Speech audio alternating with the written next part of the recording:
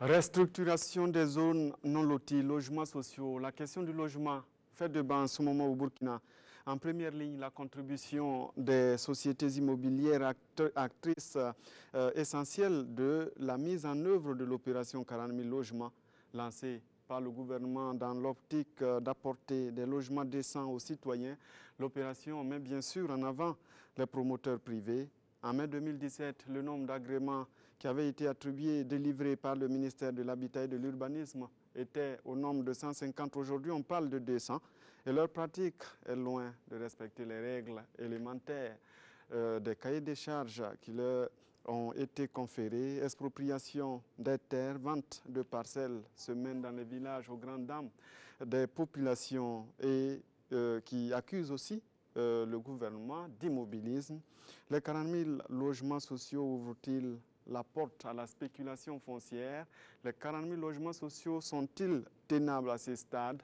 Ce sont là les questions que nous allons nous poser autour de cette table de controverse, votre émission de débat contradictoire sur la télévision du Burkina. Bonsoir à tous et bienvenue.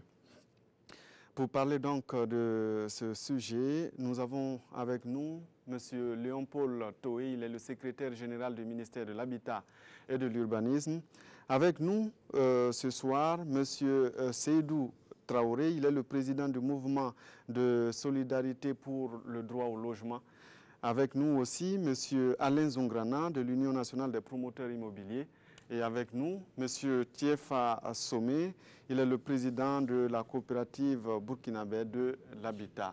Bonsoir à tous et merci d'avoir répondu à notre invitation. Je précise que vous pouvez participer à cette émission en nous appelant au 25 40 79 03 ou tout simplement en postant vos messages sur notre page Facebook, facebook.com/controverse-rtb.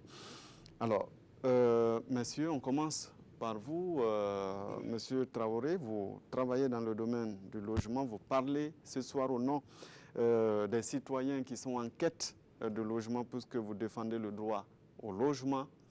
La première question, dans votre constatation aujourd'hui, est-ce que vous avez cette impression que les 40 000 logements, en mettant en avant les promoteurs immobiliers, ouvrent quelque part une boîte pour un certain nombre de dérives?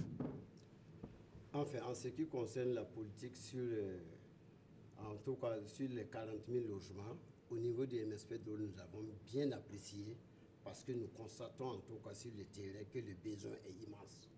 Donc pour 40 000 logements, en tout cas nous accompagnons le ministère. Maintenant, effectivement, il y a une loi portant organisation des entreprises immobilières au Burkina Faso. Ben, c'est la pratique des entreprises immobilières et le silence du ministère de l'Urbanisme qui cause problème dans tout ça. Parce que ce qui est sûr, il y a une loi portant organisation des entreprises immobilières. Lorsqu'on dit une entreprise immobilière, on dit quelqu'un qui cherche de l'argent. Donc, effectivement, il cherche son argent, mais je pense que dans sa recherche de l'argent, il va falloir que le ministère s'y mette aussi pour les encadrer, en tout cas sur le terrain. Moi, je le dis, j'aurai l'occasion d'expliquer en tout cas certaines choses où j'interpelle beaucoup le ministère et effectivement les entreprises immobilières parce que c'est des pratiques vraiment qui n'honorent pas du tout. Le débat est lancé, allez-y. C'est quel genre de pratique? Effectivement, les pratiques, qu'est-ce qui se passe? Parce que moi, aujourd'hui, dans un ministère de l'urbanisme où effectivement, il y a des plans, en tout cas d'aménagement, en tout cas, il y a des outils de planification que le ministère vraiment a fait sortir, qui est très bien.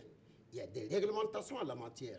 Si aujourd'hui ces outils étaient connus de tout le monde, étaient pratiqués, les entreprises immobilières n'auront pas l'occasion d'aller accaparer les terres de la manière dont les gens sont en train d'opposer. Moi, je le dis aujourd'hui pour que les entreprises immobilières comprennent que le MSP n'est contre les intérêts des personnes. Mais nous sommes pour le respect des droits socio-économiques des communautés dans les villages.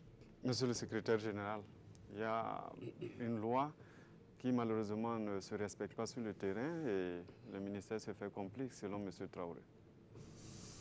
Bien, je pense par rapport à la situation de l'activité de promotion immobilière au Burkina, aujourd'hui, il faut reconnaître effectivement qu'il y a des difficultés Et c'est le ministère de l'Urbanisme qui a eu donc l'initiative de faire élaborer cette loi. L'objectif, c'était d'amener de nouveaux acteurs pour augmenter l'offre de logements décents pour les populations burkinabées. On a voulu la loi pour cela. Mais la loi est là. La loi est là, effectivement. On a créé des conditions, il y a des agréments qui ont été délivrés aux promoteurs pour qu'ils puissent jouer pleinement leur rôle. C'est vrai que le constat que nous-mêmes nous faisons à notre corps défendant, c'est qu'il y a beaucoup d'acteurs qui n'ont pas compris la promotion immobilière. On ne peut pas tourner par 4 chemins. C'est vrai, c'est des questions qu'il va falloir regarder, rediscuter, mais il y a des gens qui n'ont pas compris c'est quoi la promotion immobilière et ce qu'on attend. Sauf qu'on vous a vu sortir. Le ministre est sorti, par exemple, en mai 2017, taper du poing sur la table, mais bon, finalement, on n'a pas vu des actions concrètes peut-être sur le terrain. Justement, il va falloir qu'on dépose clairement la nature des problèmes. Ce qui se passe sur le terrain, c'est quoi? Quand les gens parlent de l'accaparement des terres, le ministère de l'Urbanisme n'attribue pas de terrain. Ce qu'on constate, nous, on est justement face à des gens qui se présentent à nous avec des documents qui disent qu'ils ont déjà acquis des terres pour faire de la promotion sans que nous, on ait même déjà approuvé le projet immobilier. La pratique réelle, c'est quoi? C'est ce qui se passe sur le terrain. Je crois qu'on a les dispositions de la loi sur le foncier rural qui a permis aujourd'hui la délivrance d'attestation de possession foncière sur les terres, qui a reconnu le droit coutumier. Les gens se sont engouffrés dans ça.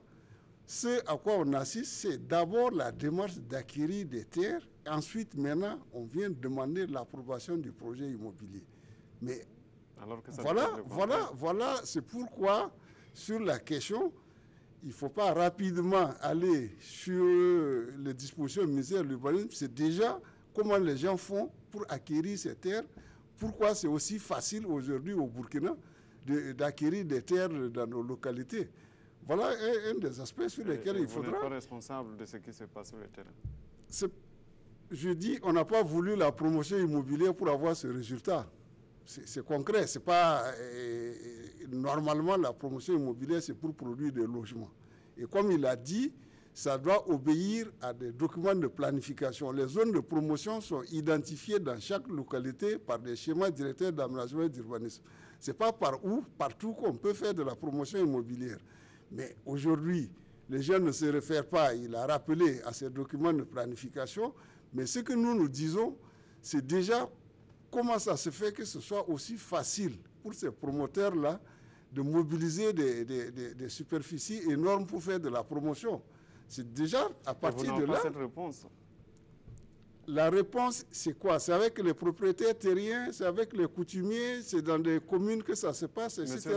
Voilà. Ça dit que nous, je rappelle, le ministère de l'Urbanisme n'attribue pas des terres, mais comment aujourd'hui on est dans un contexte où les gens arrivent à mobiliser facilement du foncier et pour en fait, à la fin maintenant se retrouver face au ministère avec des projets qui veulent coûte que coûte faire approuver parce que déjà ils ont déjà acquis les terres suivant sur les discours qu'on entend souvent. Monsieur Zungrana, vous êtes interpellé.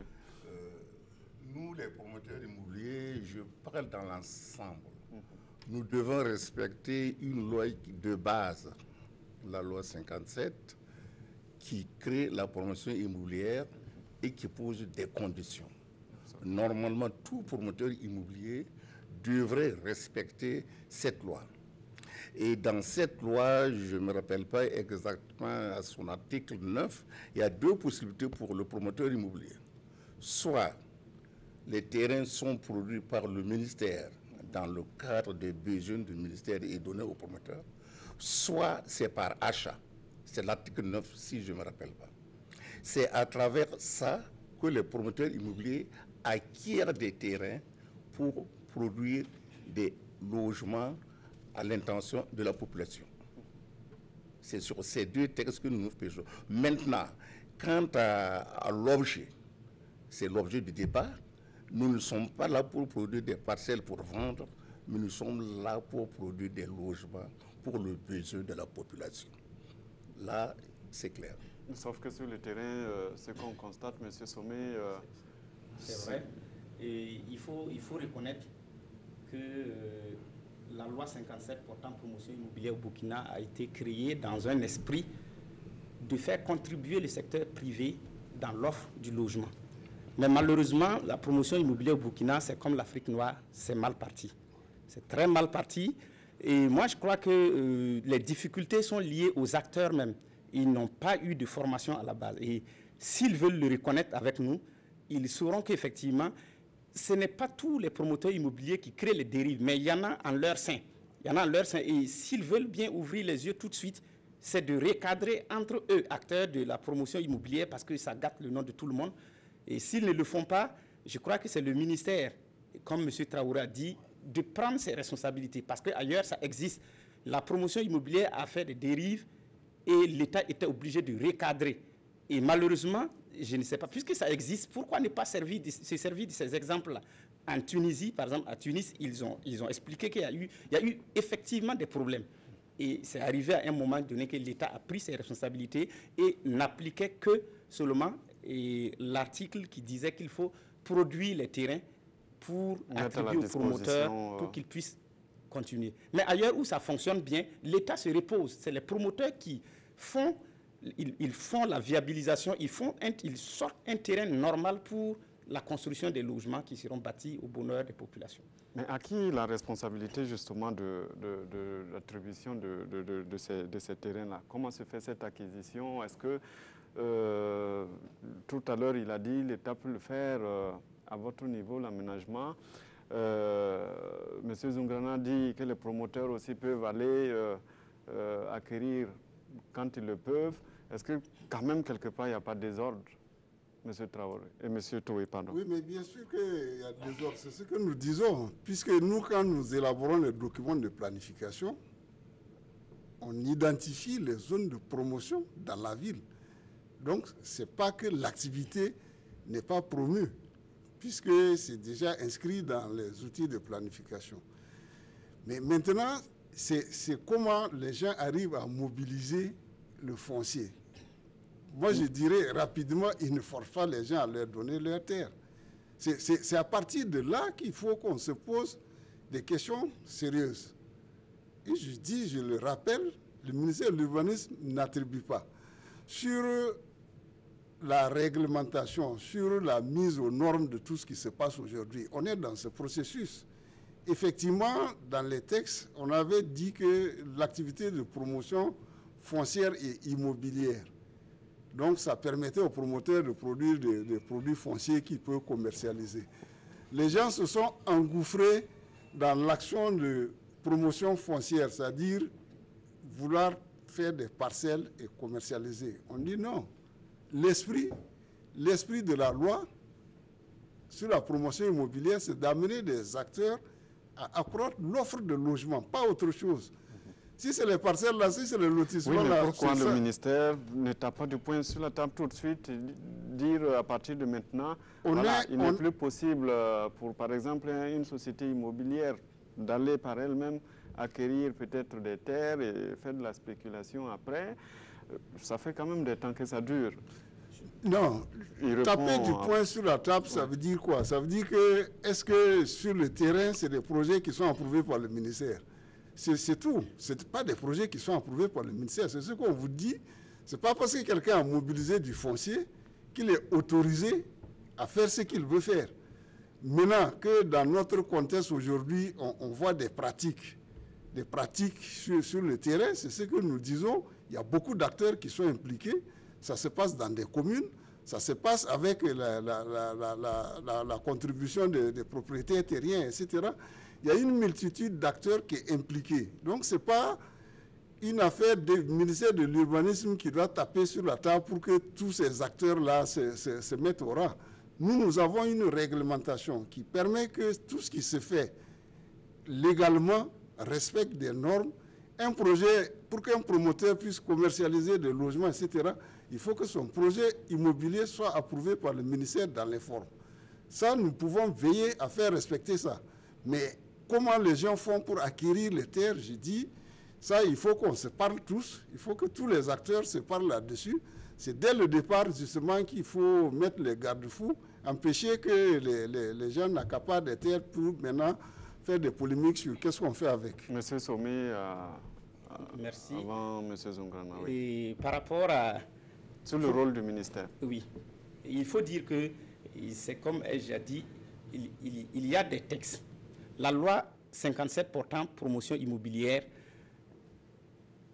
à un de ces articles, c'est dit que la promotion immobilière, c'est notamment l'article 2, qui dit que la promotion immobilière consiste à réaliser ou à faire réaliser des opérations d'urbanisme définies dans le code de l'urbanisme et de la construction au Burkina. Et malheureusement, quand on va dans le code de l'urbanisme et de la construction, à sa page 45, c'est dit que ces opérations d'urbanisme sont le lotissement, la rénovation, le remembrement et la restructuration. Donc, ça veut dire que ce sont les textes qui autorisent. Et en plus, ce qui est grave, c'est que dans les dispositions de la RAF, ce n'est pas l'État agraire et foncière. Voilà, ce n'est pas l'État seulement qui est propriétaire du terrain, mais il y a les propriétaires terriens des particuliers aussi. Et voilà toute la difficulté. Donc, le ministère de l'Habitat, je crois que tout compte fait, en tout cas, il doit chercher forcément à relire les textes pour réencadrer. Si ce n'est pas le cas, à tout le temps, ce n'est pas lui qui va créer les problèmes même. Les problèmes vont revenir sur lui et il sera obligé de résoudre les problèmes ou bien il va disparaître un jour. Monsieur Traoré, vous voulez réagir? Oui, non, précision sur ça. Ça dit que la loi ouvre des possibilités dans le cadre d'une activité. Mais ce n'est pas une obligation pour le promoteur d'exécuter. Du reste, ce qu'il doit faire est soumis à autorisation. C'est ça qui est important. Ce n'est pas de dire que, parce que le texte a écrit qu'il peut faire du lotissement donc directement. Non. Tout projet immobilier, tout projet qu'un promoteur doit exécuter, se soumet à autorisation. C'est le ministère qui va juger si effectivement c'est pertinent comme opération qui doit être exécutée. Donc c'est vrai qu'il y a une amélioration des textes à faire, mais je dis du reste, le ministère garde encore la prérogative de valider ou pas un projet qu'un promoteur peut présenter. Si c'est que du lotissement, mais bien sûr, on nous fait la bagarre sur ça, on nous fait la bagarre, les promoteurs nous font la bagarre sur ça, les jeunes nous reprochent de les bloquer, de les empêcher de travailler. Et voilà qu'aujourd'hui on dit, mais non, c'est vous qui autorisez que la pagaille s'installe dans le pays. Ils sont là, moi je vois le nombre de projets qui sont en instance d'instruction chez nous. Les gens nous font la pression, les gens attaquent tout le temps, etc. etc. Voilà l'ambiance. Je dis, pour vraiment aborder la question, regardons déjà pourquoi c'est aussi facile de mobiliser du foncier. L'État lui-même, aujourd'hui, dans Ouagadougou, a des difficultés pour mobiliser du foncier pour ces opérations. Comment ça se fait que ces promoteurs privés-là arrivent facilement à mobiliser des grandes superficies? Je dis, si on s'en remet uniquement aux attributions du ministère de l'Urbanisme, on ne va pas régler le problème. C'est une question sociale. Il y a des propriétaires terriens, il y a des maires qui existent dans les localités. Un promoteur qui vient, qui peut mobiliser 400 hectares dans une commune, aussi facile. Maintenant, pour dire, je veux faire de la promotion immobilière, c'est déjà le point de départ. C'est là-dessus qu'il faut qu'on se parle réellement. Je dis, ça concerne beaucoup d'acteurs. Il faut que ces acteurs-là se parlent, sinon ce n'est pas une histoire de faire la police. Par rapport aux promoteurs immobiliers, nous avons une réglementation pour encadrer cette activité. Je crois que ça nécessite des améliorations, c'est vrai, mais la réglementation quand même existe. La réglementation existe, M. Zungrana. Comment est-ce qu'il est aussi facile pour vous, pas vous, M. Zungrana seulement, mais vous parlez ici au nom des promoteurs privés, des sociétés immobilières, donc vous allez répondre à leur nom. Oui, merci. En fait, la grande mobilisation des terres par les promoteurs immobiliers a débuté depuis l'adoption de la loi 034. La loi 034 sur le foncier rural permet à tout promoteur immobilier de vendre. De vendre des parcelles. De vendre des terres, non, des terres. Maintenant, par rapport à l'activité du promoteur immobilier même, il y a deux volets. Il y a le volet foncier et le volet immobilier. Ce qu'on n'approfondit pas. Si les promoteurs immobiliers respectaient effectivement l'esprit même de la loi, la promotion foncière, c'est quoi?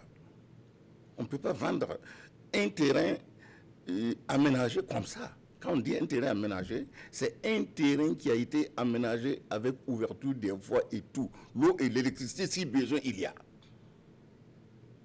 C'est ça qu'on appelle un foncier aménagé. Maintenant, vient l'immobilier. Une fois que c'est aménagé, loti, parcellé, maintenant, on peut maintenant commencer à construire les maisons. Donc, on a la possibilité, à partir maintenant du foncier aménagé, je dis bien, on peut vendre. Et le deuxième rôle maintenant, c'est l'immobilier. Maintenant, ce que beaucoup de gens ne respectent pas, je suis promoteur immobilier, mais ce que beaucoup de gens ne respectent pas, c'est le volet aménagement. On ne peut pas aller prendre un terrain rural, mettre les 4 bornes ou même mettre des piquets et commencer à vendre. Un hectare qu'on a acheté à 1 million, on va parceller à là, plusieurs... Même nous, promoteurs, même moi, en tant que promoteur immobilier, je ne le cautionne pas. Moi, je suis là-dedans, j'essaie d'avancer. Monsieur Traoré, qui n'a pas parlé depuis un bout de temps, Monsieur Traoré, c'est le constat que vous faites, un hectare qu'on prend à 1 million, qu'on multiplie pratiquement peut-être 200 à 250 mètres carrés à 3 millions, 5 millions. Merci beaucoup de me donner l'occasion. Je reviens encore sur le ministère, parce qu'effectivement, les lois en question, c'est l'autorité en tout cas qui a demandé à ce qu'on vote les lois. Tant qu'il n'y aura pas de rigueur dans le respect des textes, on va se retrouver encore au temps des régimes passés. Moi, je le dis parce que j'en ai vécu au temps des régimes passés. J'ai presque tout le temps à dénoncer les maires, la façon de faire les choses. Et effectivement, on nous a donné raison, même si on ne nous a pas donné satisfaction en sanctionnant ces gens. Aujourd'hui encore, la même chose va arriver si le ministère ne prend pas sa responsabilité. Aujourd'hui, moi, je ne suis pas là pour dénoncer le ministère parce que j'ai la chance vraiment de rentrer partout dans le ministère pour interpeller un conseiller ou même le ministre. Parce qu'en ce qui concerne l'accaparement des terres, combien de fois je suis allé moi-même pour dire au ministre, faites attention parce que dans tel village, il y a des déménagements qui sont en train de faire. Si vous ne prenez pas garde, en tout cas, ça va mal tourner. Le ministre même m'a dit de par sa bouche, M. Traoré, quel village par exemple? J'ai donné le nom du village. Il a fait son tir, en tout cas au niveau de la direction de la construction et de l'aménagement, je ne sais pas, aux 1200 logements. Ils sont allés vérifier, ils ont vu que ce que j'ai dit est effectivement vrai. Il y a une entreprise immobilière qui est là, qui accapare les trucs, qui achète les terres, qui vraiment corrompt vraiment les éléments des familles, ainsi de suite. Aujourd'hui, le ministère m'a dit qu'il n'a donné aucune approbation à quelqu'un. C'est très bien, nous sommes d'accord. Mais je demande au ministère de créer un comité de veille pour suivre ces gens. Parce que je ne peux pas comprendre. Rien que dans la ville de Ouagadougou, on nous a fait comprendre qu'il n'y a plus de terre pour faire les parcelles. Aujourd'hui, le ministère se pose la question, qu'est-ce que le ministère peut aller acheter les terres? On ne vous dit pas d'acheter les terres, puisque vous avez dit que vous n'avez pas les moyens. Voilà pourquoi il y a une loi portant organisation pour faire appel à ceux qui ont les moyens de venir faire. Mais il ne faut pas vraiment les suivre dans la pagaille, il ne faut pas vous taire. Les gens vous donnent les informations. Il faut aller vérifier et puis mettre la rigueur. Parce qu'aujourd'hui, je dis par exemple, le droit de propriété est reconnu par la Constitution. À partir de là, le ministère de l'Urbanisme a l'obligation d'aller encadrer les paysans parce qu'aujourd'hui, moi, il y a des choses que je dis, rien que l'agriculture familiale, là, on est en train de mettre ça de revers.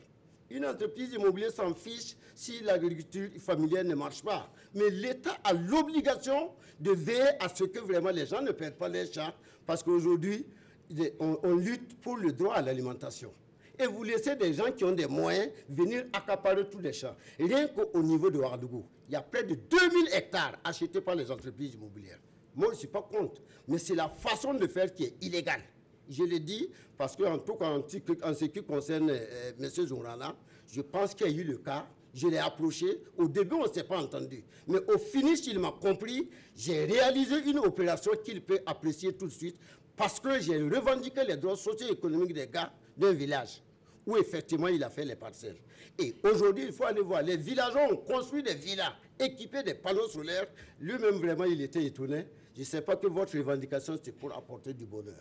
Des entreprises encore, je suis en train de poursuivre. Moi, j'interpelle le ministre... Monsieur Zongrana veut réagir. Oui, je veux répondre à M. Traoré. Effectivement, on a eu à échanger. Oui. En fait, c'est des terres qui ont été vendues par leur père. Oui.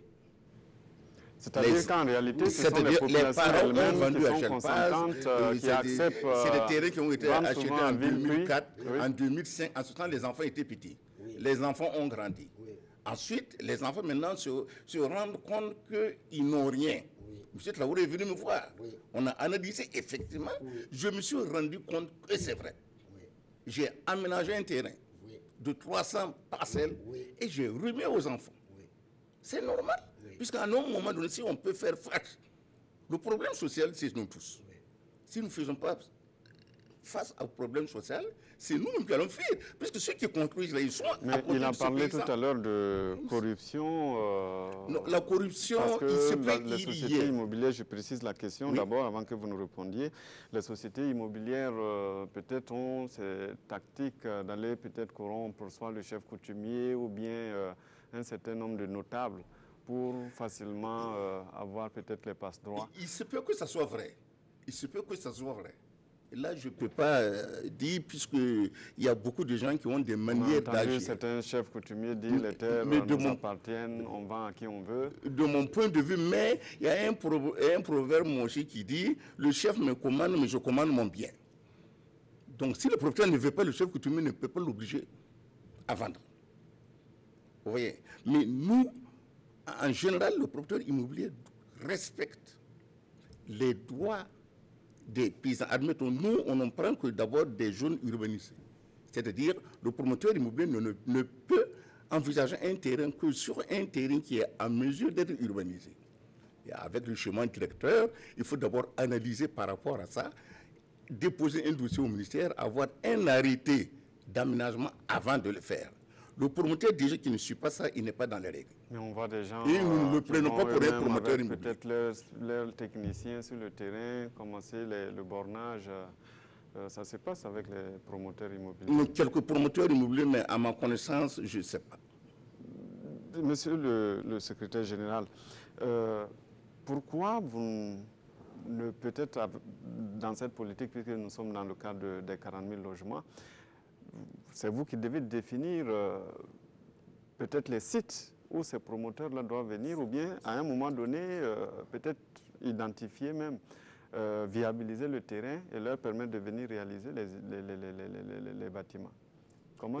mais bien sûr, M. Zongrana l'a rappelé, c'est-à-dire l'acquisition des terres pour la promotion immobilière, ça peut être par l'État, dans un programme public. Ce que je dis, pourquoi ce n'est pas exclusivement par l'État? Lorsque vous constatez qu'il y a des dérives à travers peut-être la seconde partie de la loi. Non, je vous rappelle encore, quand vous dites dérive, c'est ce que je vous dis. On a constaté aujourd'hui que les gens ont déjà acquis des terres, mais ils n'ont pas l'approbation de projets immobiliers. Maintenant, la problématique que vous posez, comment ça se fait? C'est la question que j'ai posée. Pourquoi c'est aussi facile pour ces promoteurs-là d'acquérir autant de superficie, alors que même pour l'État, souvent, c'est difficile même d'avoir des terres pour réaliser des équipements. Je dis, c'est là où on va bien situer les responsabilités des uns et des autres. Maintenant, et on le rappelle, la promotion immobilière dans une localité doit obéir à la planification urbaine du développement de la localité. Ce n'est pas partout dans une ville qu'on fait du logement. Oui, la question que je pose, est-ce que, avec les 40 000 logements, à l'heure actuelle, vous avez cette planification, ce que vous dites, le plan... le schéma directeur d'aménagement. Vous savez quelles sont les localités, ça on peut le savoir facilement, mais quels sont les sites où peut-être ces bâtiments doivent être installés? Mais bien sûr, c'est-à-dire que dans le schéma, il y a les zones d'extension de l'habitat. C'est là qu'on doit réaliser ces programmes-là. Maintenant, la mobilisation du foncier peut rencontrer des difficultés. Peut-être qu'on aura l'occasion d'échanger sur ça aussi, c'est ça qui est une difficulté par rapport à la mise en œuvre du programme 40 000 logements, là, parce que c'est la mobilisation du foncier. Je ne devance pas les choses. Oui, vous l'avez annoncé. Réaliser 40 000 logements, ce n'est pas ça qui est difficile aujourd'hui dans le monde. La maîtrise de la technologie de construction fait que ce n'est pas 40 000 logements à construire là qui est difficile. C'est mobiliser du foncier aménagé qui soit apte à accueillir des logements. Et l'État est incapable c'est pas de une mobiliser question, des sites où on peut construire juste 40 000 logements à travers le territoire.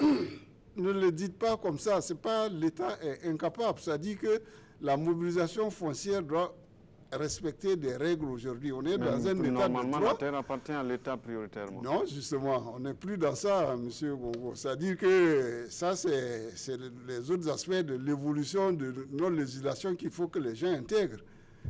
Les premières versions de la RAF, quand on a dit la terre appartient à l'État, c'est pour ça qu'au Burkina, on a pu aménager facilement, on a pu faire des lotissements sans contrainte. Une zone d'utilité publique. Ça ne marche plus comme ça. On a dit la loi sur le foncier rural dispose que le droit coutumier est reconnu sur la terre. Les gens ont établi des attestations de possession foncière dans les règles. Si vous allez dans les communes rurales, vous avez des gens aujourd'hui qui ont des papiers sur leur champ. C'est pour eux. Si vous voulez l'exproprier, il y a des procédures, il y a des règles. C'est ça qu'on appelle les conditions de la mobilisation foncière. Si on était dans le système d'état d'exception où effectivement, dès que l'État dit c'est utilité publique, on n'a pas de compte à rendre à quelqu'un, ce serait facile. Mais on n'est plus dans ces conditions. Même si on doit mobiliser des terres, on a l'expérience de Basseko, où on a fait l'aménagement, ceux qui ont un peu suivi, il a fallu, comme on dit, dédommager, indemniser les gens avec des discussions difficiles là-dessus, sur les conditions même, etc. Mais ça, c'est les conditions d'un état de droit qui fait qu'on ne peut pas faire la force aux gens aujourd'hui. Sauf que la plupart des personnes qui disent détenir ces terres-là n'ont peut-être très souvent que l'arbre à palabre, qui n'ont pas forcément les titres fonciers. Il ne faut pas occulter la question du financement, de l'argent. Les propriétaires terriens, ce sont des gens qui sont vulnérables. Et vous ne pouvez pas être à côté de Ouagadougou. Quelqu'un vient vous proposer 2 millions ou 2,5 millions par hectare alors que vous en avez et on dit que c'est pour vous sans le faire. Ils le font et ils ne savent pas ce que ça peut créer comme problème demain. Et c'est forcément ça qui crée les problèmes. Sinon, en principe, pour éclairer clairement les gens, la loi de la promotion immobilière a été votée dans le sens de faire participer le secteur privé. Et c'est comment? Puisque l'État, en réalité, c'est lui qui est le garant du droit au logement pour les citoyens. Malheureusement, il n'a pas toujours les ressources nécessaires pour le faire. Le citoyen doit se loger convenablement, mais lui aussi, il n'a pas les moyens. Cependant, il y a des gens qui ont les moyens, mais seulement c'est que eux, leur préoccupation, ce n'est pas de garantir le droit de quelqu'un.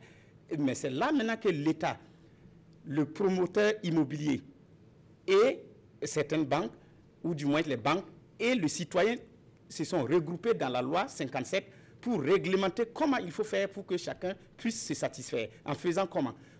L'État, n'ayant pas les moyens, mais quand même qui peut surveiller le foncier, donc peut mobiliser, que ce soit par lui-même ou que ce soit par les promoteurs. Sauf que là, le SG dit que l'État n'est pas à même de mobiliser. Voilà. Sinon, en réalité, à partir de l'État, on peut trouver du terrain soit par les promoteurs ou par l'État. Et là, qu'est-ce qui se passe? L'État organise les constructions, il définit quel type de construction il faut faire pour que ça puisse convenir aux citoyens. Il lance une campagne d'inscription comme le programme de 40 000 logements pour que les citoyens qui veulent le logement puissent venir s'inscrire. Et l'État remet le terrain en surveillant, bien sûr. Et le promoteur vient et il regarde. Il fait ses études de faisabilité, de rentabilité pour voir est-ce qu'en construisant tel type de logement à tel coût, est-ce que je gagne? Et si oui, il commence à construire. Et l'État suit le déroulement des inscriptions et après il valide par sélection de ceux qui vont venir s'inscrire. Et là, comme ils n'ont pas les moyens, on l'a dit, ils passent par une banque pour avoir un prêt qu'on appelle crédit acquéreur. En réalité, le promoteur, il n'était pas venu pour construire seulement des logements, mais il est venu pour un objectif de rentabilité, construire des logements et avoir de l'argent.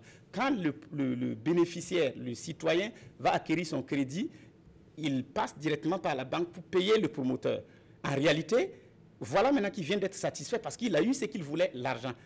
Et le citoyen en question... Sauf que tous les citoyens ne peuvent pas, justement... Justement, je vais revenir à ça. Je vais revenir à ça. Le citoyen, normalement, devait se satisfaire parce qu'il a eu un logement. Le ministère, c'est-à-dire l'État, à travers le ministère, devait aussi être satisfait parce qu'il a fait la promotion du logement pour un citoyen. Et on les appelle généralement des heureux bénéficiaires. Malheureusement, et ce qui se passe, c'est que le citoyen, le citoyen en réalité bénéficiaire, qu'on appelle heureux bénéficiaire, il est malheureux parce qu'il n'est ni... Il n'a pas commencé, il n'a rien fait du tout que d'aller prendre un crédit. Il n'est ni mêlé ni de loin ni de près à la construction. C'est le promoteur qui construit. Et c'est comme M. Zungralan l'a reconnu, il n'y en a pas beaucoup qui sont sérieux. Ils sont venus pour l'objectif. Et c'est ça que moi je reviens encore pour dire aux promoteurs, parce que normalement ils ont des associations, des unions. C'est de regarder. Il ne faudrait pas laisser une quelconque personne venir gâter l'image de l'activité qui est noble. L'activité, elle est noble, c'est normal, mais... Qu'est-ce qui se passe? Non, moi je voudrais faire une petite correction de la déclaration de M. Zungralan en ce qui concerne 300 parcelles. Non, on va aller... Oui. Il faut que je rectifie. Allez-y. Sinon les villageois risquent de dire qu'on a 300 parcelles. C'est 227 parcelles. Ok. Donc je continue en disant... Après ça, j'ai donné encore une autre partie. Bon, on n'est pas en train de faire le débat ce soir sur la question du traitement des parcelles de M. Zungralan. Nous allons évoluer justement dans le débat sur... Partant même d'abord vraiment du respect des textes là. Parce qu'aujourd'hui, moi je demande vraiment au ministère de créer un comité de veille pour suivre en tout cas les entreprises immobilières.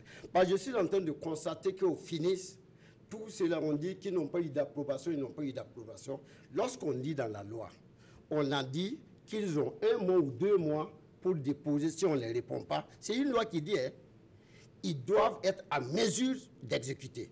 Ça, c'est une loi encore portant sur l'organisation des entreprises immobilières. Moi, aussi, un défenseur des droits, je ne parle que des textes, même si je ne maîtrise pas les procédures.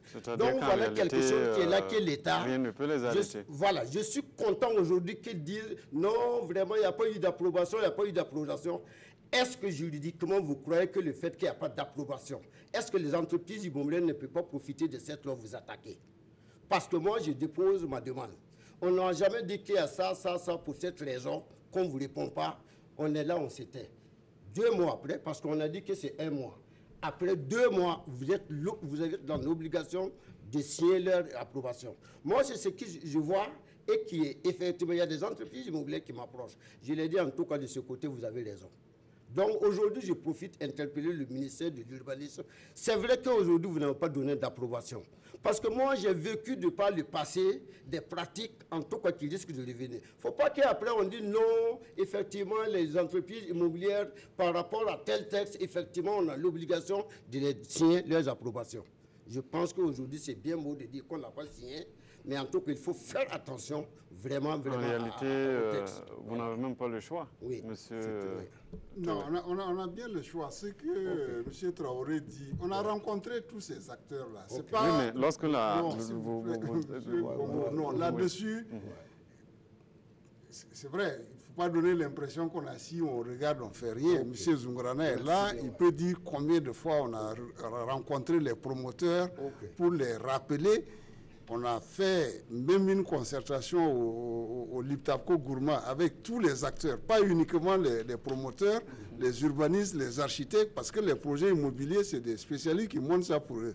On a réuni tous les acteurs pour leur dire, on est en train de déraper. Il est là, il est témoin, il était à la réunion. On est en train de déraper, on a rappelé aux gens, ce qu'on est en train de faire, ce n'est pas ça la promotion immobilière. C'est pas ça qui va améliorer l'offre de logement au Burkina et on remplace. Non, c'est pour que les gens comprennent qu'il n'y a pas, on n'est pas assis et on regarde les choses. On a même des dates, parce que j'ai rappelé tout à l'heure qu'en mai 2017, il y a eu cette rencontre où le ministre a tapé du poing sur la table. Exactement. Mai 2017, nous serons bientôt à mai 2018. Les mêmes pratiques continuent.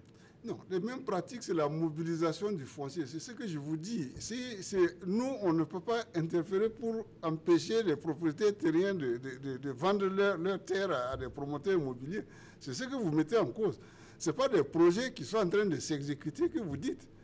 Ce qui est mis en cause aujourd'hui, c'est l'accaparement des terres par des promoteurs immobiliers. Donc, nous, on l'a dit, c'est dans des proportions même où ça ne correspond pas. On comprend clairement que le ministère est impuissant. Donc, on va évoluer. Finalement, dans ces conditions, est-ce que nous allons tenir justement cet objectif 40 000 logements d'ici à 2020, parce que c'est dans 2 ans? C'est ce que je disais tout à l'heure, 40 000 logements, la difficulté pour réaliser 40 000 logements aujourd'hui, c'est quoi? C'est la question de la mobilisation foncière. Et c'est un exercice qui a été fait dans l'ensemble des communes aujourd'hui par nos directions régionales. Là où c'est plus difficile, c'est Ouagadougou. Bobo, aujourd'hui, on s'en sort sur ces questions-là. Je dis véritablement, une fois que cette mobilisation est faite, pour produire 40 000 logements avec des promoteurs qu'on peut associer, c'est un exercice qui peut être fait assez rapidement. On a l'exemple de Gawa. Vous passez rapidement à Gawa, on a pu faire la cité. Pourquoi? Parce qu'il n'y a pas eu de difficulté de mobilisation foncière. Avec les populations, on n'a pas donné un franc à quelqu'un. Les gens n'ont pas fait d'opposition particulière, ça a pu se faire. C'est dans nos grandes villes qu'il y a eu une réelle tension autour du foncier. Je dis, ne négligeons pas cet aspect, c'est-à-dire ce n'est pas un ministère de l'urbanisme qui a le bâton qui peut dire j'arrête tout ça et puis ça s'arrête. C'est assez complexe. Maintenant, sur le rythme de réalisation des 40 000 logements, le programme qui a été énoncé, on pense que d'ici 2020, ça va se faire. Ça va se faire. Il y a du foncier qui a été rendu disponible jusqu'au niveau des chefs-lieux de communes rurales, puisqu'il y aura des cités jusqu'au niveau des communes rurales. Nos directions régionales ont pu mobiliser donc du foncier dans toutes ces communes. Et on va donc faire les conventions avec des promoteurs pour qu'ils aient exécuté. En plus, CGC va particulièrement intervenir sur certaines communes où il n'y a pas un intérêt économique pour d'autres acteurs. Pour d'autres acteurs, et ça nous permet de rebondir justement sur ce que M. Sommet disait tout à l'heure. Quelle est justement la satisfaction du citoyen dans tout cela? Très souvent, peut-être, il finit très endetté parce qu'il n'a pas non plus l'œil sur la qualité du bâtiment qui se réalise. Donc finalement, on a l'impression que c'est l'acquéreur qui est le perdant. Et dans quelle opération? Finalement, de façon générale. Finalement, il faut le reconnaître, finalement, c'est vrai, l'opération est noble. Chaque programme de construction de logements, c'est vraiment bien, c'était pour accompagner les citoyens, mais malheureusement, personne ne contrôle même l'impact. Et c'est comme on dit, les promoteurs même peuvent, s'ils veulent, reconnaître avec nous qu'en réalité, le programme, à chaque fois qu'on définit, c'est quelque chose qui est bien, mais à l'intérieur, qu'il y a des dérives, de sorte que le citoyen, en réalité, c'est lui qui est le principal perdant dans tout ça. Et il y a des logements, je peux même être clair en disant que l'État lui-même, quand il avait commencé au début, il y avait des logements de type F2, chambre-salon, à 5 500 000, mais aujourd'hui, allez-y voir, ces logements sont à 8 millions et quelques, sauf la coopérative burkinabé de l'habitat aujourd'hui qui quand même est en train, malgré toutes les difficultés, en train de faire des logements toujours sociaux. Sinon, le thème du logement économique qu'on a intégré, malheureusement, qui ne se trouve dans aucun texte, c'est ça qui fait le problème aujourd'hui. Monsieur Zungrana, par rapport à ça, je peux dire que le CGC réalise actuellement des logements sociaux. Actuellement, nous sommes en train de réaliser des logements sociaux à Bassoko à 5 500 000. Des logements économiques à 7 500 000 actuellement à Bassoko. C'est des terrains du CGC qui fait appel à des promoteurs immobiliers pour qu'ils réalisent. Mais quel est le problème? Le problème, c'est d'avoir les promoteurs immobiliers qui vont accepter de faire la réalisation. J'ai eu des collègues qui ont refusé. Parce que les conditions... Ils disent qu'il n'y a pas de... Ils disent que ce n'est pas rentable. Tout simplement. Voilà, ce n'est pas rentable. Et puis les conditions, c'est à payer sur 2-3 ans en PPP. Il faut aimer son activité pour rentrer dans ça. Or, pour moi... Mais le rôle aussi du promoteur immobilier, le rôle principal du promoteur immobilier, c'est le social d'abord. Oui. Qu'est-ce qui constitue la société? C'est le social. Si tu n'interviens pas dans le social, vraiment, il ne faut pas uniquement penser à l'économie. Depuis lors, il faut voir, nous, on a commencé à réaliser dans le social d'abord. depuis la loi 057 jusqu'à présent. En tout cas, moi, particulièrement, je suis attaché au logement social et j'ai toujours dit à Gawa, on a rédigé le logement social à 3 500 000. Donc, c'est pour dire que nous, promoteurs immobiliers, normalement, nous avons la vocation d'accompagner le gouvernement et de voir l'intérêt national, l'intérêt général de la population, tout en demandant maintenant que le gouvernement nous accompagne. On a été reçu par l'Assemblée générale, par l'Assemblée nationale avant-hier. Nous avons demandé à ce qu'on nous accorde des agréments pour les exos. On est sur ça pour pouvoir couvrir les pertes. Moi, je suis à Basseko depuis 2013. J'ai toujours agi sur ça. C'est ce que nous demandons. Monsieur, oui, oui, rapidement, pour dire qu'il y a certains promoteurs, effectivement, à féliciter, mais il y a d'autres, par contre, que je pense que c'est l'ensemble, l'union ou l'association des promoteurs immobiliers doivent recadrer, et même s'il le faut, à l'intérieur, trouver un mécanisme pour éviter qu'on gâte ce métier qui est là. Est-ce que vous avez ce mécanisme-là? Je présente, oui, je précise. Qu'est-ce qui a amené la scission entre associations, Union nationale de promoteurs immobiliers et syndicats? C'est la mise au point. Ce sont ces mises au point-là. Ils ne veulent pas. Il y a certains qui ne veulent pas la vérité. Or, il faut qu'on dise la vérité. Moi, je suis un légaliste. Il faut respecter les textes, qu'on veut ou pas. Mais si certains ne veulent pas respecter les textes, et si certains veulent faire à leur tête, qu'est-ce que vous voulez qu'on fasse? Il faut qu'on aille avec une petite catégorie de personnes qui acceptent d'être dans la légalité, quitte à amener les autres. D'accord. Monsieur le secrétaire général. Sur cette question, je crois que les uns et les autres l'ont rappelé. Au niveau du ministère, on a voulu tout ce dispositif-là pour véritablement augmenter l'offre de logement. Je dis, au vu du déroulement réel des choses, il y a beaucoup de chemin qui reste à faire. Je crois qu'il faut regarder les choses en face. On a fait la loi sur la promotion immobilière. C'est pour qu'il y ait des acteurs, les promoteurs immobiliers, les coopératives d'habitat, qui sont des instruments. Tout cela, c'est pour augmenter l'offre. On a vu des expériences dans d'autres pays. Quand on parle de la promotion chez nous, ça devient même difficile. Mais si vous allez dans d'autres pays, vous allez voir des zones de promotion immobilière, vous êtes d'accord que c'est ça qui est bien pour les citoyens. J'ai dit, pourquoi au Burkina, on ne peut pas réussir le même exercice? On constate effectivement que, bon, il y a des difficultés par rapport à ces résultats qu'on imagine, mais je pense que l'un dans l'autre, ça a été dit, il va falloir former les promoteurs. C'est un aspect important.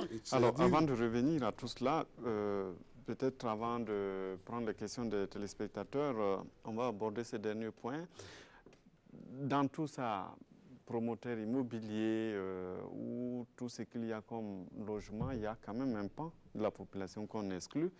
C'est ceux-là qui n'ont pas les moyens justement de s'acquérir ces parcelles, qui sont dans des non-lotis, qui aujourd'hui sont pratiquement des laissés pour compte. Les débats se posent, on parle de restructuration, ils n'arrivent pas toujours à comprendre comment ça se passe. Est-ce qu'on n'est pas en train d'exclure une partie de la société, justement, à travers cette promotion immobilière? Non, Monsieur Traoré d'abord.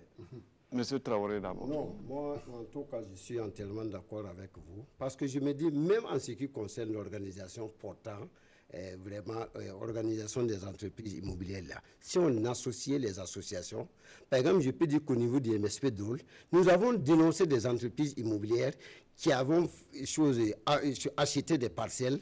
Au moins, l'impact d'études environnementales, là. Rares sont les sociétés, les entreprises immobilières qui le font. Et ça, c'est illégal. Moi, je maintiens toujours, pas parce que je vais dénoncer le ministère de l'Urbanisme, il y a une certaine responsabilité qu'eux-mêmes ils doivent prendre. Moi, en tout cas, je suis un acteur en la matière, on a plein d'expériences. Je répète encore, il y a beaucoup de choses qui se font. Si effectivement on nous incluait Rien que dans le comité de nous avons créé un comité de veille.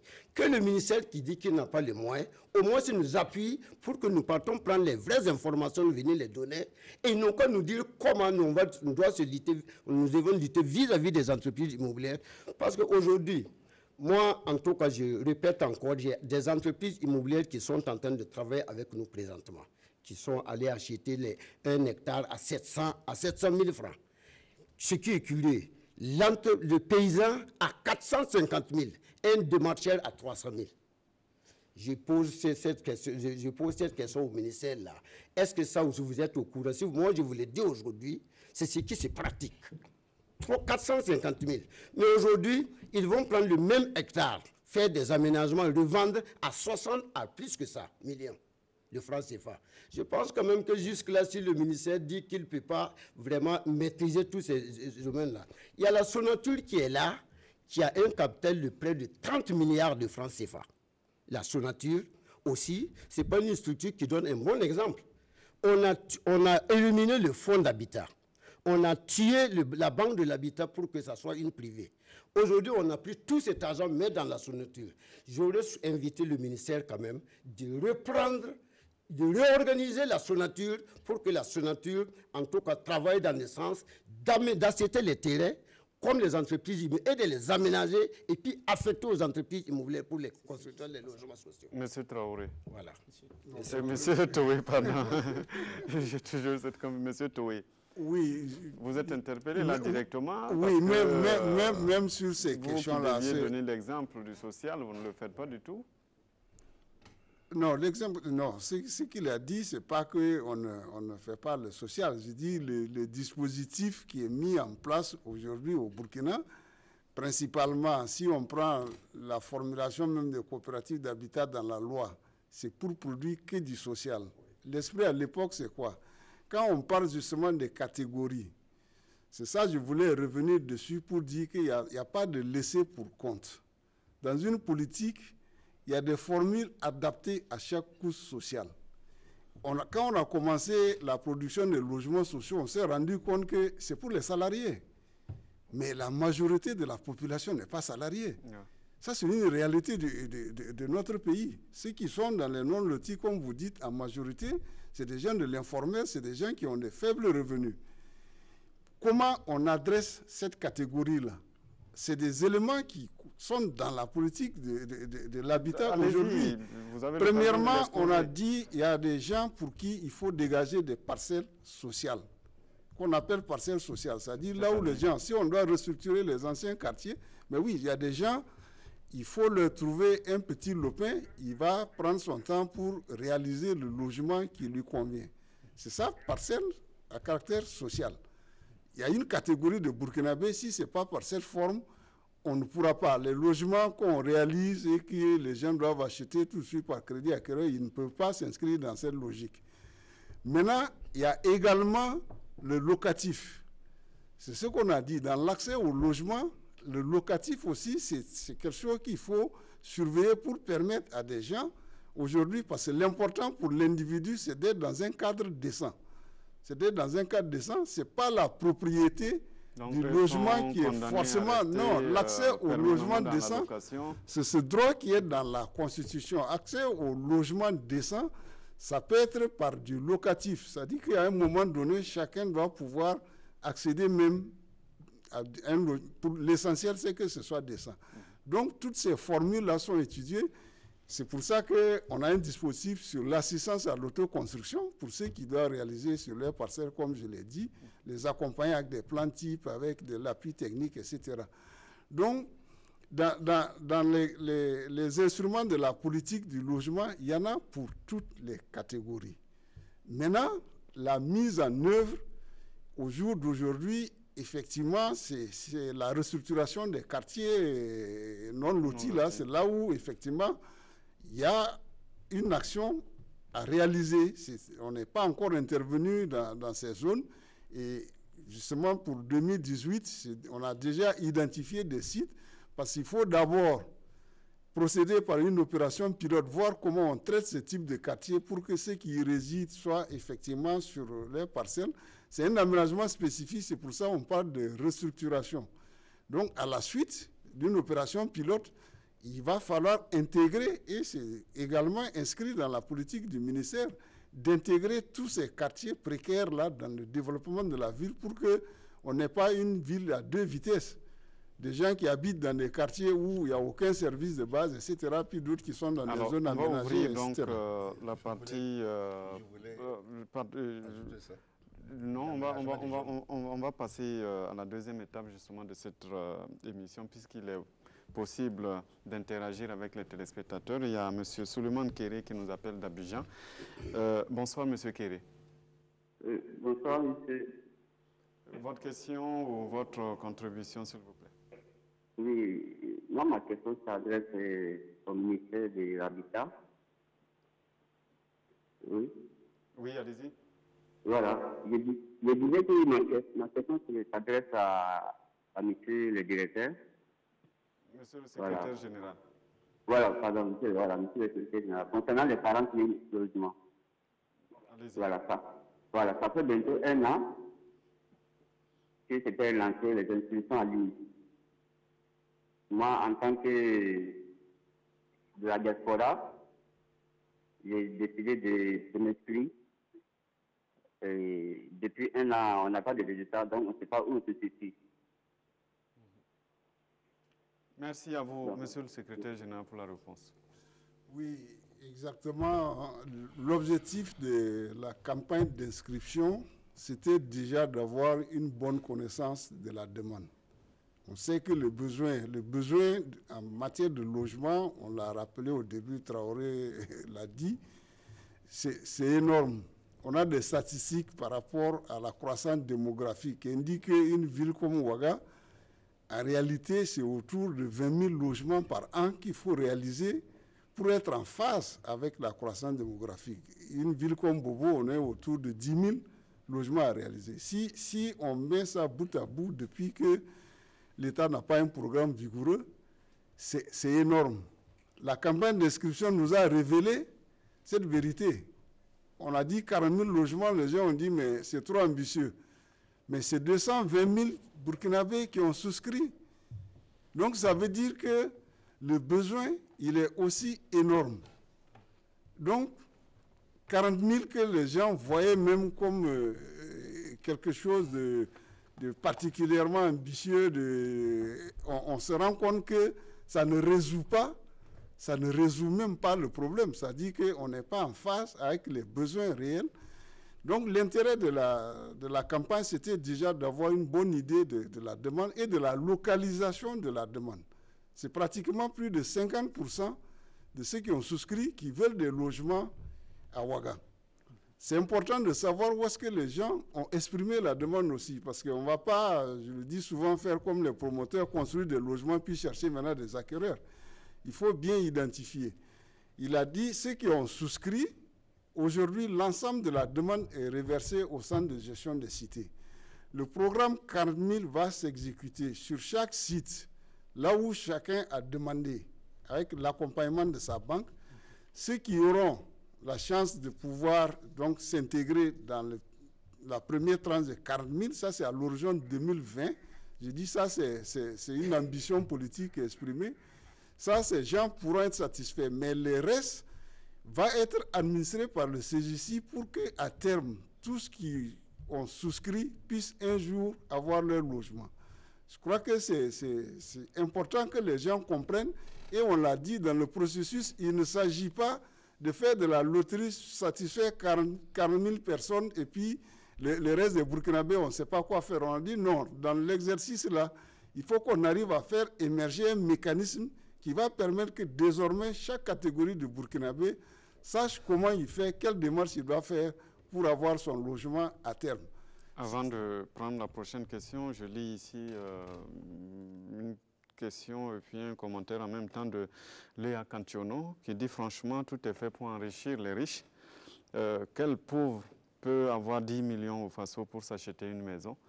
Pourquoi ne pas empêcher celui qui en a déjà 2 ou 10 parcelles de ne pas avoir pour celui qui n'en a aucune, pour que celui qui n'en a aucune puisse avoir?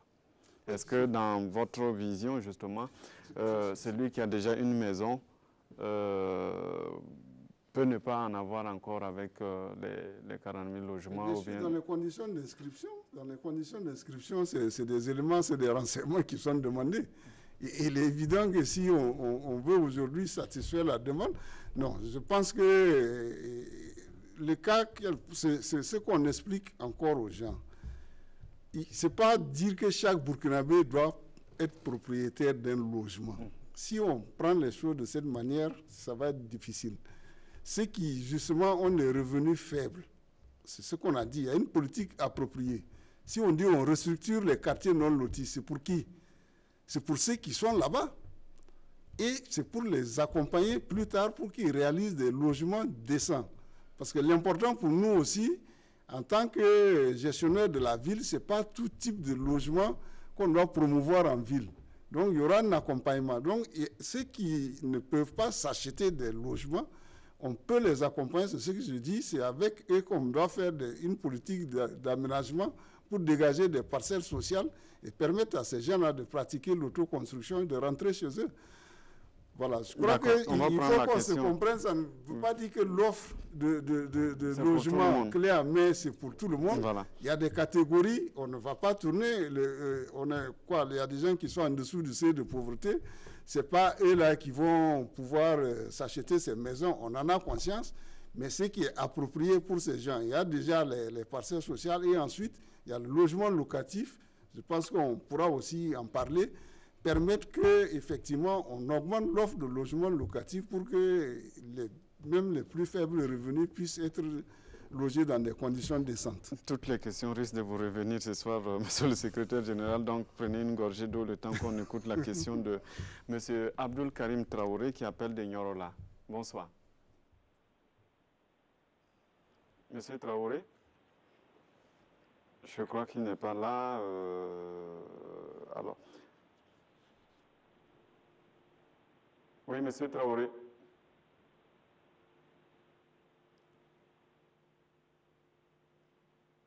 OK. Alors, une question de Bapindi Ouattara pour diversifier un peu les interventions. Nous avons assisté le mois dernier à une guéguerre par conférence de presse interposée entre le ministre et la coopérative de l'habitat, pilotée d'après le journal Le Pays, par des cadres de 10 ministères. Alors, la question que je pose est la suivante. Comment pouvez-vous nous convaincre aujourd'hui que ce ministère qui doit octroyer 40 000 logements au Burkinabé n'est pas pour l'instant préoccupé par se faire la part belle à Basenko, qui est un projet, semble-t-il, de pôle urbain? Effectivement, monsieur Sommet, on vous a suivi lors d'une conférence où vous, je crois, parliez d'arrêt de vos travaux, si je ne m'abuse. Oui, exactement. Et il y a eu un arrêt du chantier que vous-même vous aurez constaté sur les médias. Je crois que c'est une question qui est en train de se traiter. Et monsieur le ministre lui-même, il l'a reconnu, il dit de ne pas passionner le débat, de dépassionner le débat. C'est une question qui est en train de se traiter. Et nous espérons que d'ici peu, ils vont nous laisser continuer les travaux. Ça, c'est au grand bonheur de tous les citoyens qui ne peuvent pas être mis dans le dispositif que monsieur le secrétaire général du ministère a dit. Tout le monde ne peut pas être propriétaire de logement, mais il y a des dispositifs qui permettent aux citoyens de tous les revenus de pouvoir se loger décemment. Malheureusement, ces principes-là viennent en retard. Ça vient totalement en retard. Et quand vous étiez en train de poser la question, est-ce qu'il n'y a pas des Burkinabés qui sont marginalisés? Ça, ce n'est pas que les gens des non-lotis. Il y a une grande partie de ces Burkinabés que vous avez oublié, le secteur informel et même la profession libérale. Aujourd'hui, le logement social, c'est conditionné. Si vous avez un salaire de plus de 240 000, vous ne pouvez pas avoir un logement social. Comme si le logement social était une malédiction. Avoir un salaire de 250 000 et 240 000, où est la différence? Mais, par principe, les gens confondent le fonds au logement social et le logement social lui-même. Et ça, c'est comme M. Traoré a rappelé, ce sont des choses que le ministère devait pouvoir vérifier. Ailleurs, ça existe et ça fonctionne normalement. Le FOLOS devait être catégorisé par personne, en fonction de leurs revenus, en augmentant le pourcentage du prêt. Mais au Burkina, il n'y a qu'un seul FOLOS. pour aider seulement ceux qui ont 240 000. Si vous avez plus que ça, vous ne pouvez pas avoir le logement social, comme si c'était une malédiction. Bien au contraire, les gens devaient pouvoir évoluer normalement. On devait catégoriser, faire en sorte que celui qui a 250 000, qu'il puisse aussi avoir 300 000, qu'il puisse avoir, mais avec un taux d'intérêt peut-être légèrement plus élevé que celui qui a moins que 240 000. Donc, il y a toutes ces personnes-là, les contrats à durée déterminée, la profession libérale, le secteur informel. Depuis que le programme de construction des logements existe, jusqu'aujourd'hui, le ministère peut le reconnaître, ces personnes ne sont pas encore prises en compte. Monsieur Toué, ce sont des laissés pour compte. Premièrement déjà, par rapport même à la perception du logement social, il faut qu'on fasse attention. Au Burkina, on ne va pas dire qu'on ne va pas mettre tout le monde au logement social. Oui, mais un pays qui se avez développe. 250 000, entre 250 000 et 240 000 au Burkina aussi, pour pouvoir avoir un bâtiment avec 250 000, ce n'est pas évident dans Ouagadougou. C'est là où je vous dis que même aujourd'hui, il y a des gens, c'est le locatif qui leur est accessible. C'est des Burkinabés. L'important là, c'est là où ils rentrent là, que ce soit décent. Il y a des Burkinabés, aujourd'hui, c'est le locatif qui leur est accessible. Quel est le problème? Le social, c'est pour une catégorie, c'est vrai, mais ne ramenons pas tous nos cadres, tous nos travailleurs au social au Burkina. Donc, ça veut dire qu'au Burkina, on ne produit que du logement social. S'il vous plaît, il faut qu'on produit, qu'on va évoluer. Voilà, on produit du logement pour toutes les catégories sociales. Il faut avoir un mécanisme, une formule qui soit adaptée aux différentes couches de revenus. Je crois que ça, c'est important. La détermination du social, ce n'est pas pour exclure les autres burkinabés. Non, on espère qu'il y a des gens qui sont au-dessus du social, et c'est tant mieux, qui peuvent avoir des logements où, effectivement, bon, dans une ville, c'est un peu ça aussi qui... Alors, Lucien Kinda de Ouagadougou a une question. Bonsoir. Oui, bonsoir. Votre question, s'il vous plaît. Oui, je salue la pertinence des débats qui sont en cours actuellement. Et ce que j'ai à dire, c'est qu'au niveau du Burkina, la politique du logement, à mon sens, c'est un laisser-aller et un laisser-faire. Si on prend en compte la loi 34 qui est incriminée, qui permet aux opérateurs d'avoir des terrains, et on prend la loi également qui permet aux promoteurs immobiliers d'avoir accès au terrain. Il y a tous les coûts au sein du ministère, il n'y a pas un mécanisme qui permet d'arrimer, de contrôler ce mécanisme sur le terrain.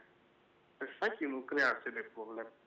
Et par ailleurs, quand vous prenez la plupart de nos villes au Burkina, aucune ville ne peut définir objectivement ses limites. C'est tout ça qui nous crée des difficultés. Maintenant, en ce qui concerne la restructuration, il y a des zones non loties où on a placé des bornes et on n'arrive pas à exécuter le plan de lotissement. Il faut que le gouvernement ait le courage de faire exécuter ce plan de lotissement au lieu d'envisager des restructurations et pas que ce soit. Les restructurations, à mon sens, ne peuvent être possibles que là où on n'a pas placé des bornes. Parce que placer des bornes et tout, vous verrez encore par des restructurations. Il faut que le gouvernement s'assume à un certain moment donné. Voilà, merci bien. Merci à vous, M. Kinda. On sent quelqu'un qui maîtrise le sujet. Monsieur le secrétaire général, pour répondre d'abord à la question. Oui, quand il parle de restructuration des zones qui sont déjà aménagées où effectivement, bon, ce n'est pas occupé dans les formes, quand nous parlons de restructuration aujourd'hui, ce n'est pas dans ces quartiers. Ce qu'on explique, c'est qu'on a pratiquement un tiers de la population de Ouaga aujourd'hui qui vit en zone non lotie. C'est ce que vous-même vous avez rappelé. On parle de politique du logement et ceux qui sont dans ces quartiers-là, qu'est-ce qu'ils deviennent? C'est là où j'ai dit, le mécanisme qui est approprié, c'est de restructurer ces quartiers. Restructurer, c'est ça qu'on a besoin d'expliquer aux gens aussi. Ce n'est pas du lotissement ordinaire parce que avant on avait dit, on avait des zones non loties. C'était quelques maisonnettes, les gens mettaient des maisonnettes juste pour avoir un numéro, etc. Mais aujourd'hui, c'est des quartiers habités qui sont denses. Donc le type d'opération d'aménagement qui correspond, c'est de la restructuration. C'est donc de tenir compte de tout ce qui a été réalisé sur le terrain pour élaborer un plan qui s'adapte. Mais l'esprit de ça, justement, c'est d'accompagner les gens qui vivent dans ces quartiers, parce que les conditions dans lesquelles ils sont aujourd'hui, ce ne sont pas des conditions décentes. Vous n'avez pas d'accès il n'y a pas d'accès aux services, ils sont en pâture aux inondations, effectivement, etc., parce qu'on ne peut pas réaliser un réseau d'assainissement dans ces quartiers. Donc, l'important de ces opérations de restructuration, c'est déjà de permettre à une frange de la population de pouvoir rentrer dans des logements décents. Maintenant, je dis les aspects sur les dispositions de la loi 034. C'est ce qui dit, on a permis qu'aujourd'hui le propriétaire terrien puisse avoir des papiers sur son terrain et qu'il soit libre de le vendre à qui il veut. On a créé ces conditions. C'est ce que nous expliquons. Si on ne veut pas s'entendre, vous avez rappelé tout à l'heure, les premières versions de la RAF, on a pu aménager facilement. Pourquoi? Parce que justement, il n'y avait pas ce genre de dispositions.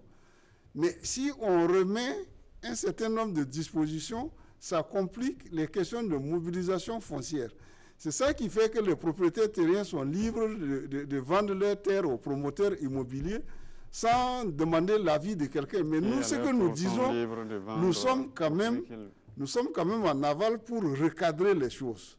Même si les gens ont acquis, même si les promoteurs ont acquis des terrains par n'importe quel moyen, mais nous sommes là quand même pour faire respecter les documents de planification. Et ce que nous disons, on va veiller, ça peut être rappelé fortement, à ce que ce qui va se faire dans la ville soit conforme aux documents de planification urbaine qui sont établis.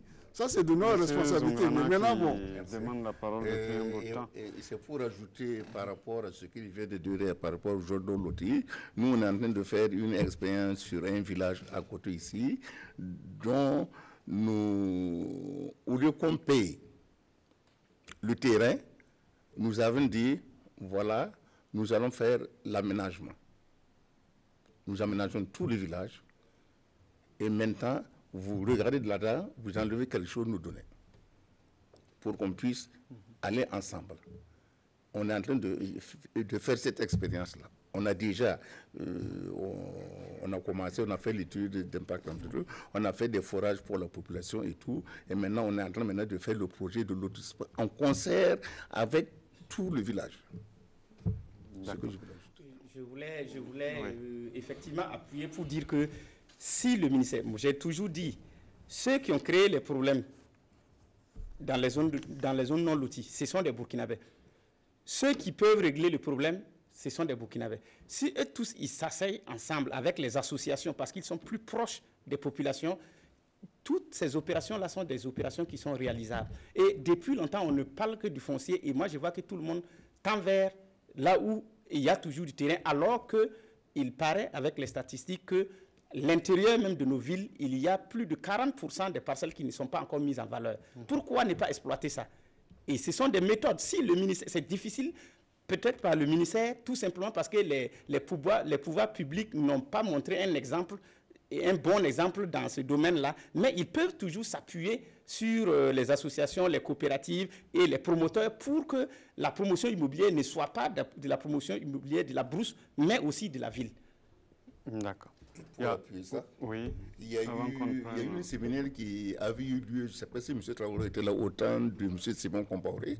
Il était question qu'on recense les grandes parcelles en ville, les parcelles vides, et faire même ce qu'on devait faire, ce qu'on appelait la copropriété.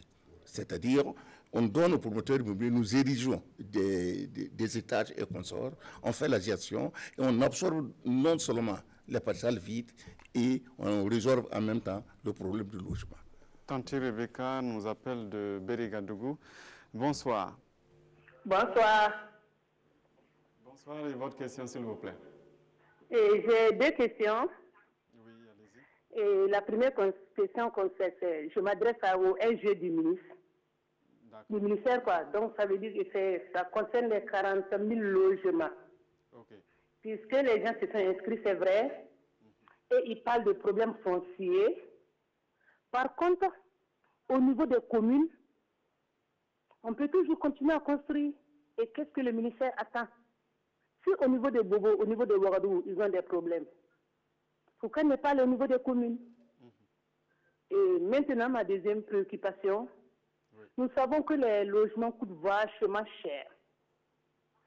Est-ce que ces bailleurs, ils arrivent ils payent les taxes au niveau des mairies, ils sont au niveau même des choses, du trésor? Puisque ce sont des commerçants, à part ceux qui ont des immeubles.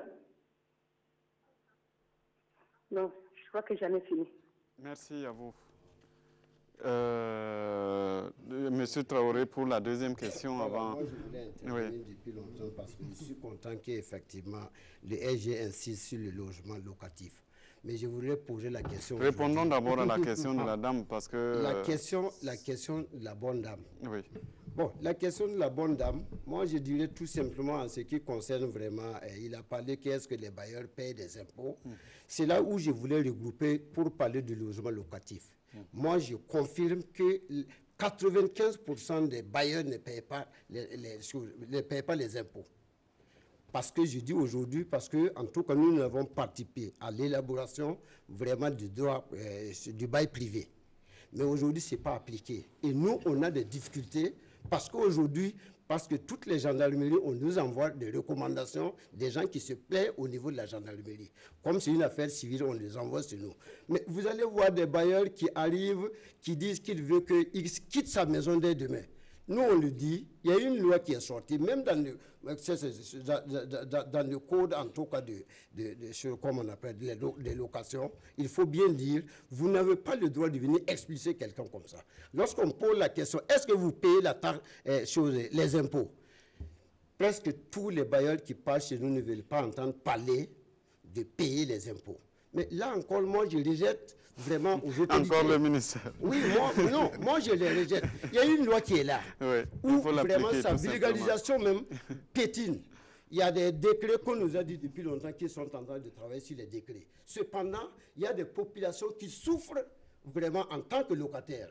J'invite aujourd'hui le ministère de mettre rapidement en application vraiment cette loi-là. Mais c'est des lois qu'il faut mettre en application qui peuvent vous aider vous-même. Monsieur voilà. Touré.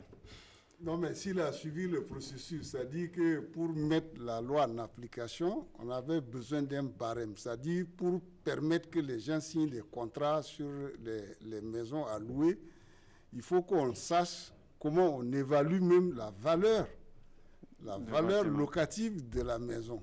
Voilà, c'est ce processus M.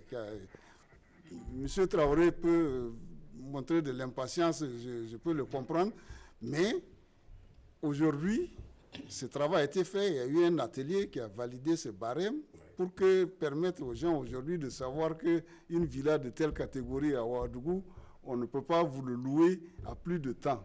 Voilà l'esprit. Non, c'est un décret, c'est transmis pour adoption en Conseil des ministres, puis à la suite... Donc ça sera fait cette année même. Bien sûr. Ça va être fonctionnel bientôt. Maintenant, la deuxième partie, c'est ce qu'on dit. Si vous avez des problèmes à Ouaga et à Bobo, bien sûr, je suis entièrement d'accord là-dedans. C'est pour ça que je dis on a fait 465 logements à Gawa. C'est dans le cadre du 11 décembre, c'est vrai, mais bon, on n'attend pas qu'on finisse à Ouaga et Bobo avant d'aller dans les régions. C'est ce qu'il faut que ce soit compris. Je l'ai déjà signalé. Les sites ont déjà été mobilisés jusque dans chaque chef-lieu de commune rurale. Mais seulement le logement doit être réalisé sur un site aménagé. On veut rompre quand même avec ce qu'on a connu jusque-là. Il ne s'agit pas d'aller mettre les maisons là et puis partir, mais il faut prendre le temps de faire l'aménagement avant de réaliser le logement. Ce processus-là qui est en cours, il y a des entreprises qui ont déjà été recrutées pour aller faire ces aménagements. Une fois que c'est fini, c'est ce que je dis, ce n'est pas le temps de construction de la maison là qui est difficile. C'est vraiment d'avoir le site aménagé. Alors, il y a un téléspectateur qui est en ligne, ce sera le dernier. Monsieur Kalfa Ouattara, bonsoir. Bonsoir. Votre question, s'il vous plaît. Oui, c'est vrai que ce soir, c'est la question des promoteurs privés qui est surtout posée. Moi, je voudrais un peu revenir même sur les promoteurs publics, en l'occurrence les FIGETI. Moi, je suis dans la cité de Rimketa Et depuis 2009-2008 exactement, on a été dans cette cité. Malheureusement, pour ce qui est des services sociaux de base, parce qu'on a un terrain qui pose problème jusqu'à présent, il avait été prévu qu'il y ait un terrain de sport, il y ait un centre de lecture et d'autres services sociaux comme une école ou bien une police. Mais jusque-là, il n'en est rien. Le terrain, nous-mêmes, on a été surpris à un moment donné de voir qu'un beau matin, le terrain a été parcellé et il voulait être attribué, mais là, les locataires se sont un peu opposés. Et jusqu'à aujourd'hui, la question de ce terrain pose toujours avec acuité. Il est occupé anarchiquement. Et aujourd'hui, il constitue un danger, même une zone d'insécurité pour les résidents. Je voudrais interpeller un peu le secrétaire général du ministère en charge de l'habitat pour savoir à peu près ces zones qui sont déjà aménagées, où les services ne suivent pas. Est-ce qu'ils pensent que véritablement, est-ce que ce n'est pas d'une certaine façon un manque de cahier de charges, parce que quand on promet quelque chose à un résident et ça le convainc, il va dans une zone et que la suite, il se rend compte que bon, tout ce qui a été promis, il n'en est rien, alors qu'il a engagé son argent, il est là-dessus, il attend, il fait les pieds les mêmes, jusque-là, il n'y a rien. Et le terrain est là, il est occupé et sans suite. Et on attend toujours les résidents, on a tout fait, mais jusque-là, il n'y a pas de solution. N'ont pas été respectés, on a compris. Monsieur le secrétaire général, il n'y a pas que les promoteurs privés qui ne respectent pas les cahiers des charges. Bon, c'est un cas précis qu'il est en train de développer la cité. Ce n'est pas un cas isolé, il y a plusieurs autres Je ne pense pas que dans les cités de CGC... Il y a une question d'accès à ces gens, surtout à Basenko. Oui, ça dit que c'est pour ça que je rappelais tout à l'heure que la problématique de la viabilisation, de là où on doit prendre les logements, de réaliser les logements, c'est important aujourd'hui. C'est toujours dans l'urgence, on fait rapidement des logements parce que voilà, les gens veulent des maisons, mais ce qu'ils posent, c'est les équipements qu'on connaît qui doivent accompagner l'habitation. Le cas précis qu'ils posent, bon, je pense que l'opérateur est connu, c'est le centre de gestion de cité donc, qui est responsable de la cité de Rimketa. Je pense que les résidents peuvent très bien approcher le CGC pour les équipements. CGC, en tout cas dans son programme, fait l'effort de réaliser un certain nombre d'équipements. Je pense qu'ils peuvent concerter CGC pour pouvoir réaliser. Maintenant, les sites même qui sont réservés à ce genre de réalisation sont là où, en train d'être occupés. C'est ce qu'il dit. Non, ce qu'il dit, c'est un site réservé au sport et apparemment qui aurait fait l'objet d'un morcellement, etc. Oui. Bon, ça, c'est à vérifier. Ça, c'est pas... Je ne pense pas que ce soit, vous allez au 1200 qui a été réalisé depuis des années, il y a encore des sites réservés pour les terrains qui ont été réservés. On va s'arrêter là, malheureusement, le temps qui nous est imparti est arrivé à terme. On va dire merci à M. Léon-Paul Towé, secrétaire général du ministère de l'Habitat et de l'Urbanisme, d'être venu débattre avec nous. Merci à vous, M. Seydou Traoré, vous êtes président du mouvement de solidarité pour le droit au logement. Avec nous aussi ce soir, M. Alain Zongrana, vous êtes de l'Union nationale des promoteurs immobiliers. Et dernier invité ce soir, M. Tiefa Somé, président de la coopérative burkinabé de l'habitat. Merci à vous de nous avoir suivis, à toute l'équipe technique, toute la coordination. Nous vous sommes très reconnaissants pour l'attention que vous accordez à Controverse. Bonne suite de programme. Tout à l'heure, le journal avec Ruth Bini Ouattara.